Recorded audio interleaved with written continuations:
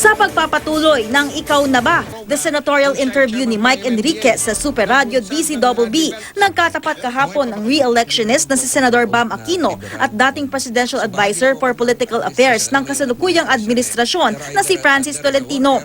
Isa sa mga natalakay na issue ay ang dagdag na buwis sa train law. Nagkainitan dito ang dalawang kakandidato.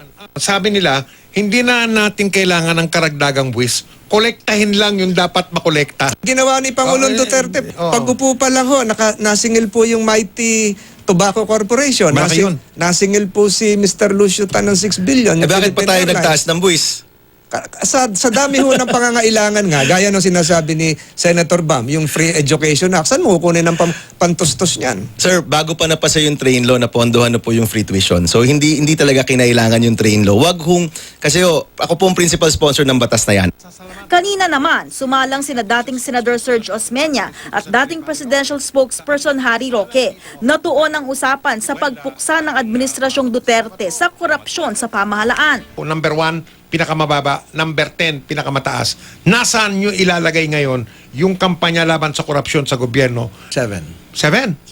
Ganon? Oh yeah, Pero, pero sige, paniwanag nyo. Okay lang. marami naman siyang pinalabas sa gobyerno eh.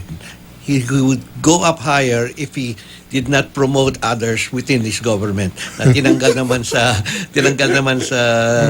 dito pero dinagay naman sa Lilipat ibang lang. pwesto.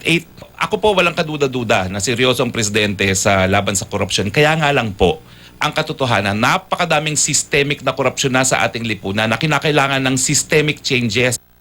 Bukas naman makakapanayam ang mga dating senador na sina Juan Ponce Enrile at Jinggoy Estrada. Lea Alves, Nakatutok, 24 Oras.